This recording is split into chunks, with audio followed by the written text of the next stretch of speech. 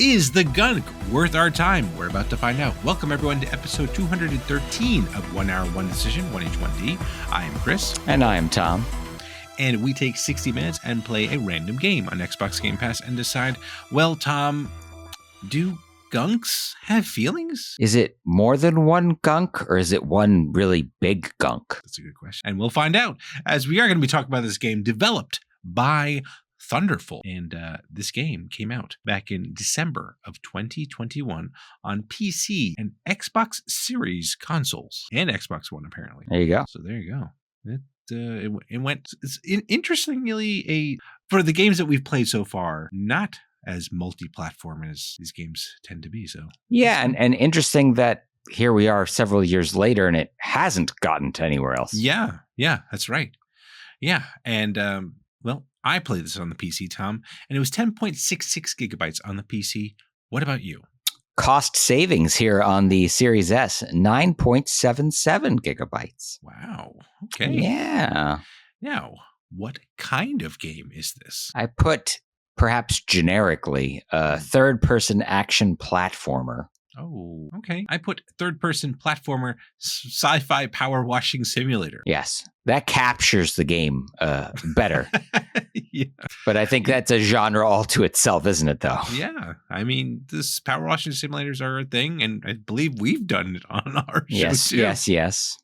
So it's definitely a thing that people love to do. Now, what do you love to do in your game loops?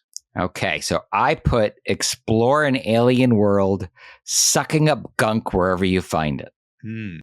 Yeah, I put basically the same thing. Harvest resources and clean up the planet while you do it. Yeah, I left out the harvesting resources. But it's pretty important. It isn't. Well, I mean, that's, I guess, the motivation of our characters as we get into what we liked about this game. Yes.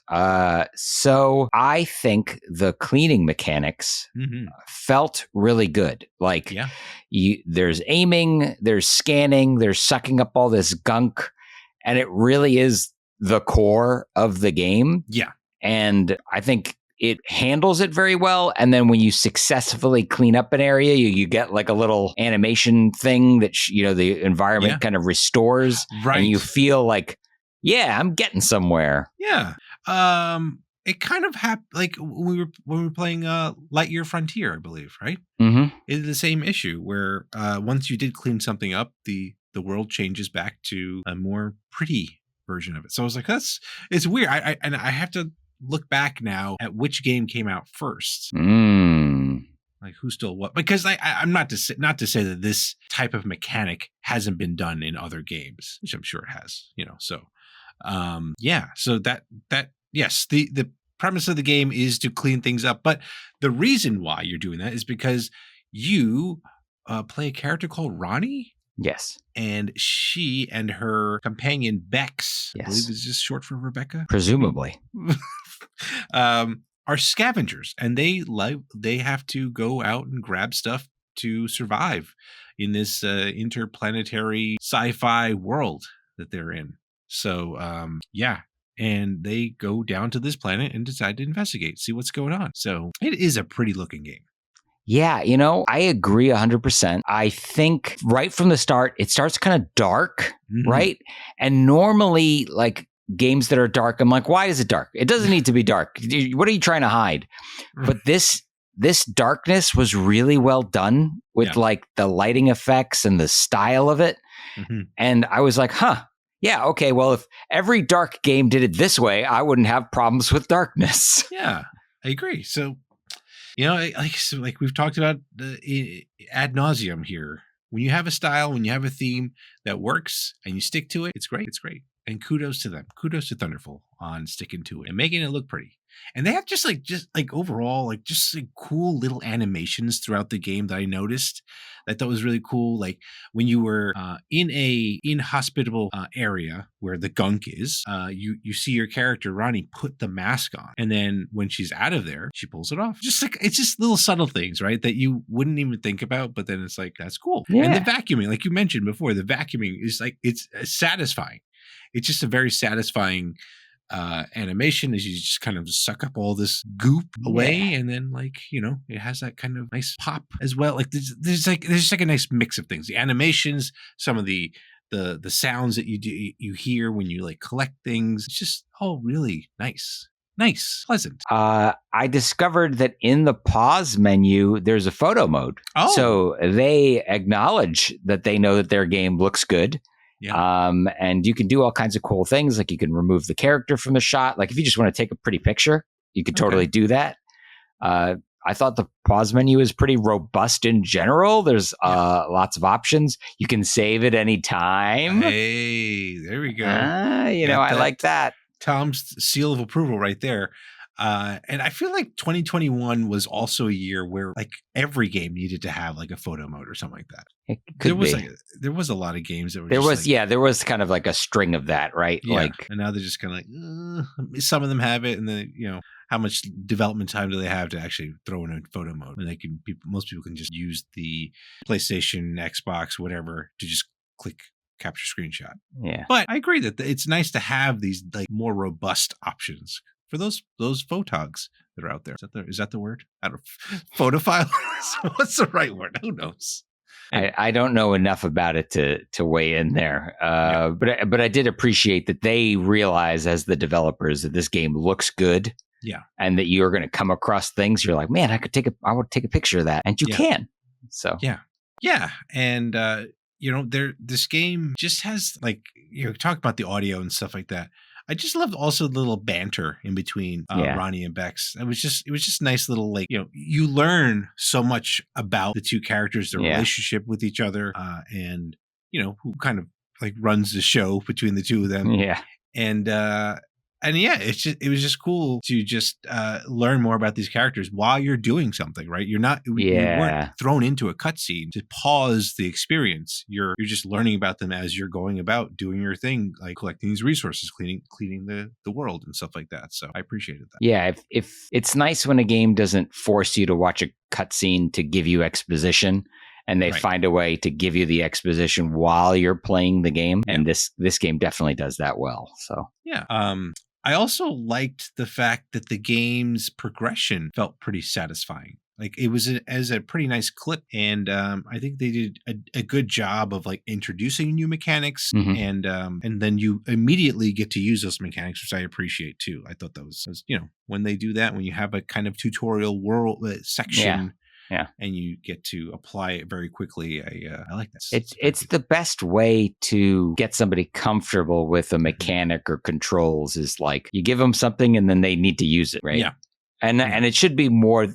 You shouldn't just need to use it once. Like you should need to use it a couple of times and then maybe use it in conjunction with some other skill, right? And then you start to see how the game mechanics work together. Exactly. This game definitely did a good job of that. I never felt stuck while playing, which I think can be a problem for a game like this because there's no HUD. Right. Yeah. Right? So you don't have a map. You don't have some big glowy waypoint telling you where to go. But because of the way the environments are structured, because of little subtle things, the way that, Uncharted might do it with like a white bar on something you can climb. Right. Like you're like, oh, I can climb that. Yeah. And it doesn't. It's not like a big glowy arrow saying, climb this, climb this, climb this. It's like, no, you just kind of know intuitively that that's where you need to go or what you need to do.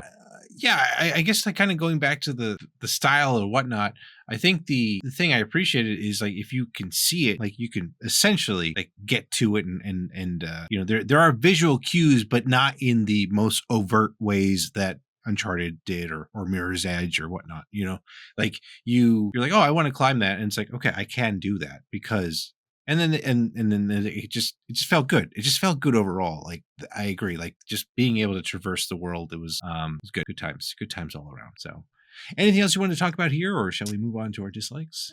I've covered, I think, everything that I enjoyed. Okay, so let's roll into our dislikes then. Why don't you take the lead here, Chris? Tell me what hurts you. Well, I know we talked about the fact that you can kind of go mostly anywhere in the world, but this game is a platformer, and I felt like platforming was a bit hit or miss. Yeah, there was something slightly off that I just couldn't put my hand around. Like wrap my fingers around like why it wasn't feeling great. But like, you know, when you were jumping between platforms, it felt like it was like a little delay or something about it. It didn't feel snappy. I'll say that like that. Yeah. There's something about it. Like you, maybe it was extra momentum for no reason. I don't know. It was just very odd. I don't know how you felt about that. But. I think in light of how good like the cleaning, scanning, those sorts of mechanics felt, perhaps in contrast, like the jumping around and navigating the environment felt kind of like it felt like they put their resources into the scanning and cleaning and that sort of stuff. And maybe they didn't refine the platforming quite so much, because I likewise missed some jumps and did some things where I was like, that didn't feel like my fault. That felt like something was wrong there. Like there's like someone with the American Gladiators little shield like bumping me off of the things. Like, what's going on? Like it's messed up. But yeah, I and then like again, kind of with the platforming, there are certain cliffs or edges that you can clamber up. Yeah. But they were designated. But like, I know there were certain areas where I was like, I know if I mean, because, you know, Ronnie could jump pretty high, that she should be able to clamber up that thing. And you just weren't allowed to. So I was like, that's kind of weird. Just felt weird about that. Yeah. Like artificially gated. Yeah, exactly. Like there was an invisible wall for no reason. Like they wanted you to jump from the one platform to the other, as opposed to just giving me the option to clamber up, because looks like I should be able to. But anyway. Yeah, but they probably need you to unlock this. Because there are puzzle elements to this game, right? So like that's kind of part of it.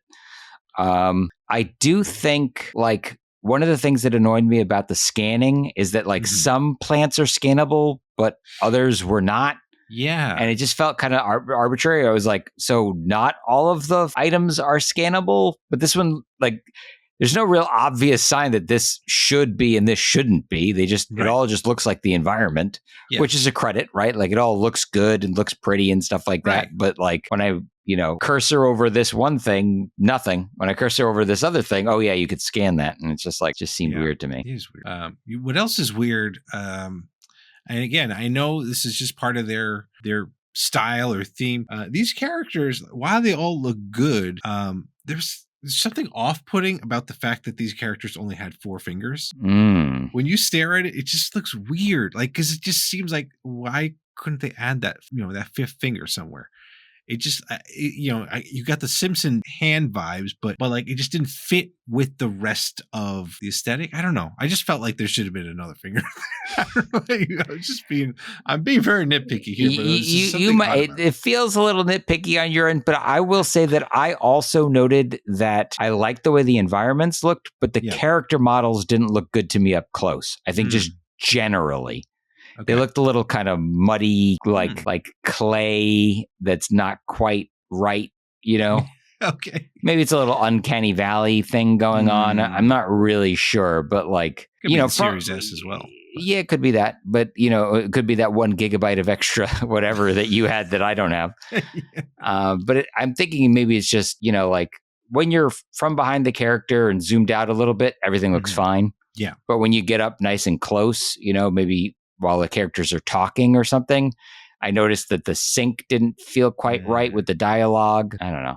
Again, this feels a little nitpicky maybe, but because the environments looked so good, it felt jarring in contrast to me. Yeah. I should have put this as a like. This was fully voice acted. I don't think that there was a moment where it was like where you had to read a dialogue tree or something like that, or I certainly didn't write that down, and I would have if I noticed it. So. Yeah. So I mean, kudos to them for doing that. And but yeah, while it was great that this game had a very minimal HUD, I gotta say it was kind of frustrating because certain times, like for example, you gather a lot of materials, as we pointed out. Yeah.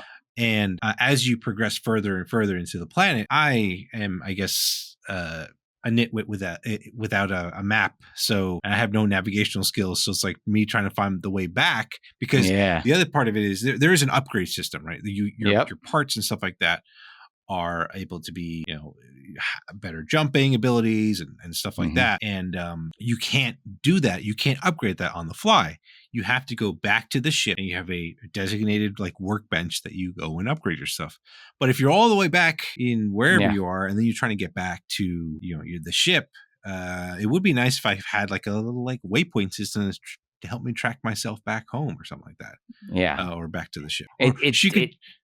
She could move the ship back to me. I don't know, something. It definitely feels to me like they don't want you to go back to the ship. Like they're like the golden path is forward, and perhaps the ship moves or something like that is what I'm thinking, because the game definitely doesn't give you the tools to backtrack. Yeah. But at the same time, you are collecting all these resources. And like you, I was like, man, I've got so many resources and I can unlock all these things, but I have to get back to the ship and I don't know how to do that. Yeah. So, so I guess I'm just going to keep pushing forward and the ship will come to me, or it's going to be a big circle and I'm going to end up back at the ship.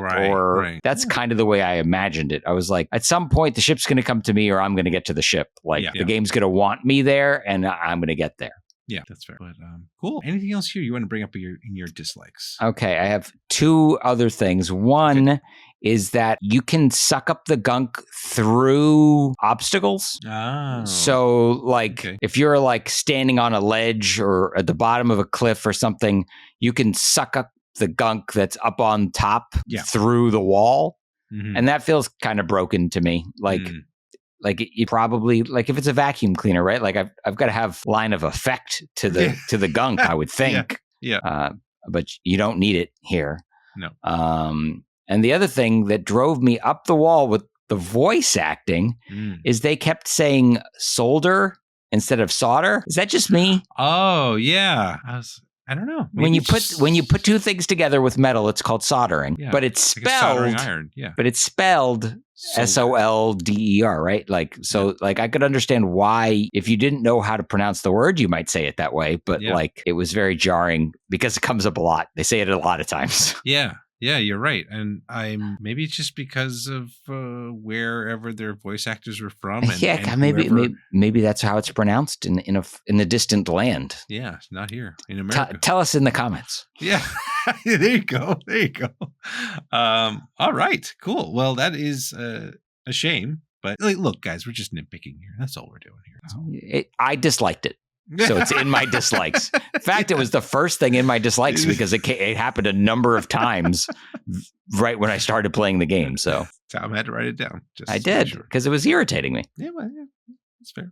All right. I guess we'll get to our other thoughts to get to calm down Tom down a little bit. Yeah. Maybe you should start. Yeah. How long to beat says this game takes about 4 to 5 hours to complete. Super short. Oh, we're basically a quarter of the way through. Yeah. And this game is xCloud capable, so you can play this remotely on the go. So good for you people that love to play games on your phone for some reason. So there you go. What do you got, Tom? Kids today love their phones, Chris. So You're right. I had a conversation with a small cousin who was like, Call of Duty, you could play that on the phone, right? And I'm like, but why would you? But why? All right. Well, the developer Image and Form is best known for the SteamWorld series. So they partnered with Microsoft. That's why it's an Xbox exclusive. They built it on Unreal Engine 4. And the reason that we have these guys down as Thunderful is because Image and Form merged with Zoink and Guru Games to become Thunder Development right before the game launched. So basically it was brought to the finish line by one team, but they merged with a much larger group before launch. Got it. Okay, cool. That's good to know. And this, you said it's Unreal Engine 4, so that's why it looks pretty. All right, now, Tom, we've got to find out: are we keeping this game on our respective hard drives, or are we sucking it up into our vacuum and throwing it out with the other gunk? Throwing the gunk in the trunk. Yeah. Well, I got to say, Chris, I didn't want to stop playing. That's always a good sign. Yeah. The puzzle elements are fun, and I think the overall presentation, aside from some nitpicking, is very solid. I think I'm going to keep going and see how much further I get, especially knowing it's only 4 or 5 hours, right? Yeah, nothing. That's a weekend. That's a Saturday morning cartoon blockbuster. What do you call it? What did they call it back then? Saturday morning programming block. There you go. Block. There you go. Saturday morning programming block. That's good. Now, for me, I got to say, this game's a looker, and I want to keep looking. So I am definitely keeping this game and finishing it because it looks great and it plays pretty good too. So yeah, happy things. We made it. We both positively enjoyed this game. It happens every once in a while. Yes, it does. Yes, it does. I gotta figure out that ratio. But anyway, those are our thoughts. Let us know what you think of this game. Follow us and say hello on Blue Sky at 1H1D, on Twitter and Threads at TC1H1D. Shoot us an email at TC1H1D at, you know what, I'm going to say gmail.com. Let's just change it up, just because we got that email, TC1H1D at gmail.com. And, hey, we play these games live and sometimes comment. And, we play them on Twitch at twitch.tv/1H1D.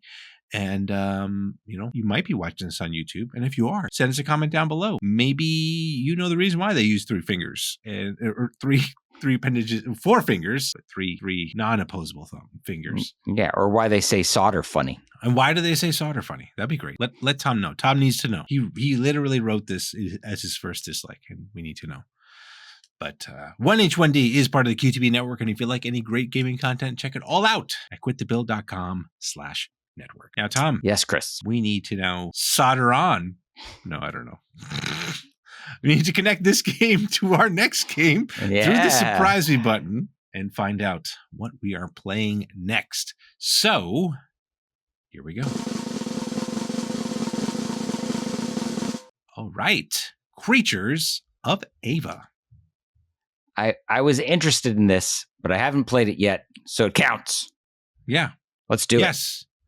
Yes, this is not a game that we both have not figured out or never heard of. So we're going to check this out and report back to you, everyone that listens to the show. So that is it for this episode. Thank you so much, everyone, for tuning in, and we will catch you on the next one. Thanks, everybody.